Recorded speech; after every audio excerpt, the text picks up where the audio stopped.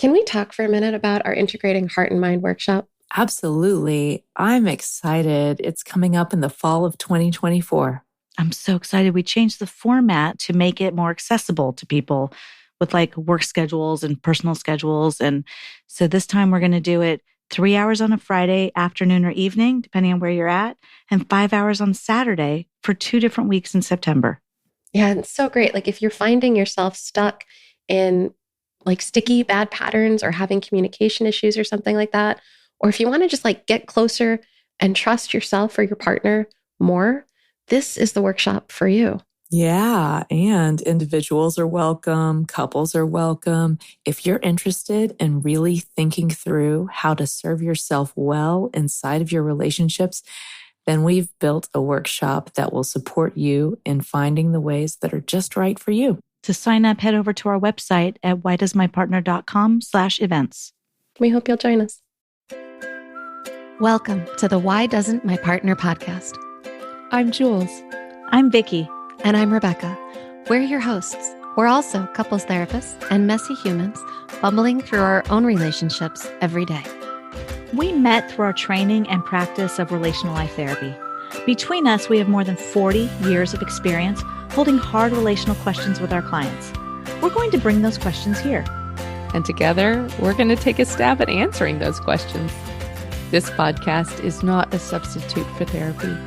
If something you hear in this episode stirs something deep within you about your relationship, reach out to a couples therapist in your area. We'd also love to hear your questions, so don't forget to go over to whydoesmypartner.com and leave us a question of your own. Here's today's question. Welcome back again. So we have another question this week.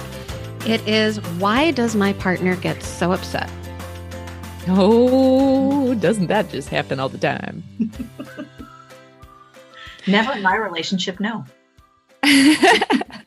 You know what's fun about this is that different stuff upsets me that doesn't upset him, and different stuff upsets him that doesn't upset me. And then I get all confused and judgy when something that wouldn't upset me upsets him.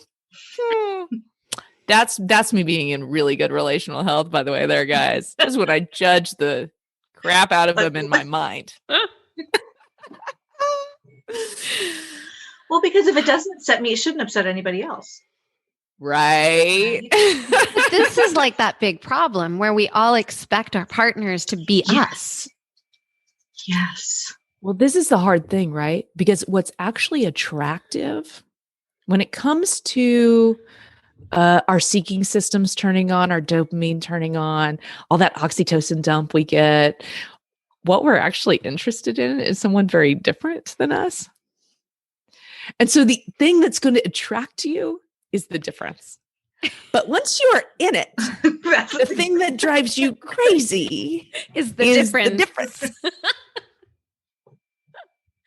Oh, I love so that humans. thing that's going to turn on all your curiosity and the sexiness and the, who is that person across there? I'm so curious about them. It's also everything that's going to drive you crazy about them in 5 years. Yeah. Interesting. I did not know that. Well, it's true though. Wouldn't the world be easier, more lovely and fluid and calm if everyone thought exactly like I think? We think that.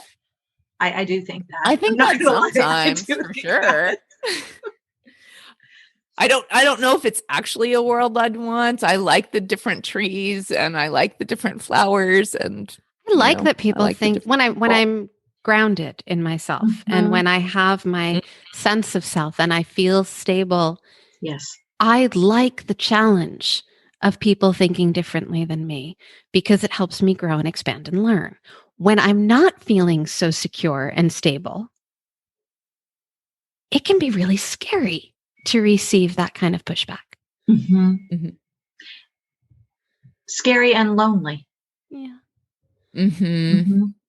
Am I the only one who thinks this way? But I like how you said that, Rebecca, about the when I'm not in my stable self, when I'm not in my healthy mindset, that's when it becomes harder to tolerate those differences. I love that you said lonely.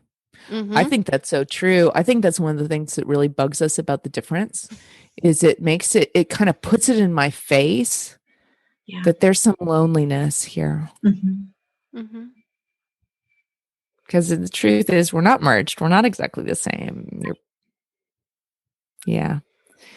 And I think, too, something to be thoughtful of right now in the world is just what happens with our window of tolerance. And can we like bring that back to the like right now in the world? Like right now, like we're moment. right now, we're like in a pandemic, a global pandemic, and we are seeing a lot less of people that we don't live with. And so there's a lot of loneliness. A lot of loneliness. And there's enormous economic stress. Tons. And the people that we do live with are also in a global pandemic. And are also lonely in other ways. And like, holy cow. Yeah. Exactly. So when we say window of tolerance, I just want to break it down for people. What I mean is what's the width of variety, right? Let me say that again. What is the width of the variety of stuff you can take in that you can receive as non-threatening? And that's going to change moment to moment for me, by the way. So if I'm hungry, more stuff is going to look threatening to me than when I'm not hungry. Because something that's going to take a lot of calories from me, like my kid wanting a piggyback ride, is going to feel annoying to me when I'm hungry. But it's not going to feel annoying to me if I just finished dinner and she wants me to give her a piggyback ride going up the stairs. Why? Because my body is going, nope, too calorically expensive. That's threatening to me. And push that away. And similarly, I can push away when I don't have those reserves, when I don't have that energy. I can push away things that feel good too. Like things that I would typically like hearing my partner say, I love you. When I don't have the reserves, feel threatening if your reserves are low. Yeah. Yes. It could even be towards good stuff. Yep. So when we say window of tolerance, 1, we're not talking about a fixed state. 2, we're talking about something that is very affected by biology and environment. So when you're in high stress, like a global pandemic. I like to use the term HALT. Hungry, angry, lonely, tired. Yep. It's a great one. Yep. When you're in any of those places, when you're hungry, angry, lonely, or tired, it's a good, is my window of tolerance smaller right now moment. Yeah. And the thing is if we're really honest with ourselves, the answer, if you're in any of those states, hungry, angry, lonely, tired, the answer is actually always going to be yes. Your window of tolerance is lower. Yeah. It may be lower by just a small degree, depending on how well you're doing and how much you're valuing your self-worth and how good your boundaries are, blah, blah, blah, blah, blah. But it's still always going to be lower. When you're in that state, it's always going to be lower. Yeah.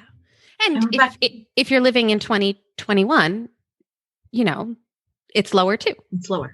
Can you use your example of So I like to bring this into a visual example that I think many of us can kind of sit with. And I think about asthma here. I think about when when we're having an asthma attack, our bronchi are literally the passageway for air is getting smaller. They're constricted. And if we take our inhalers, if we take a steroid, if we have some caffeine, that actually helps the passageway to expand, to open back up. And then the air can come through. And I think the window of tolerance is a lot like that. It's this difference between the expansion and the contraction, and the expansion and the contraction. And so what we're looking to do is notice when we're contracted. And notice when our partners might. Yeah, well, you notice, I love that imagery too. And we can notice when our partners are contracted. Yeah. You know? And that I think helps us not take it personally. Yeah. I like that piece about not taking it personally.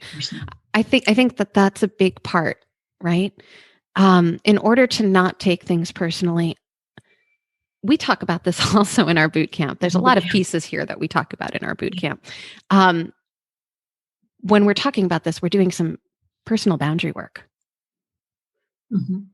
That my partner's allowed to be upset and it doesn't have to be about me. Mm-hmm. I don't have to own that. I don't have to absorb that piece. I don't have to fix that piece. Supportive, yes. Curiosity, yes. It doesn't have to be about me. Yeah, if it's not about me, I keep it out. If it Mhm. doesn't feel true to me, I keep it out. Yeah. Yeah. So there's the two questions that we can kind of sit with when we're just evaluating that personal boundary. Is it true? And is it about me? If the answer to either of those questions is no, it can just kind of sit on the outside. We can be curious about it Mhm. and not take it in personally. And when we don't take it personally, we don't get defensive. We don't need to, we are protected by that knowing that it's not mine. So then I don't have to protect myself further. And that actually allows us to lean in and be closer to our person. And when we're leaning in, now we're going back to a previous episode again, but when we're leaning in and we can be curious, we can ask questions like, what might be scaring or hurting you right now? And then that can help us to understand the upset. And be more supportive. Present. Yeah. Mm-hmm. Yeah. So let's leave it there. Highlight tool. Is it about me? Is it true? If the answer to either of those is no, leave it on the outside so you can lean in with curiosity and love. Take care. Bye-bye, guys. Bye. That wraps up this week's episode. Join us again next week for another Why Does My Partner? We hope that you continue to listen wherever you get your audio and that you'll follow the show. To go deeper, join us at our boot camp. You'll find the next date at whydoesmypartner.com. Did you know you could ask us your question? Your questions are relational gold.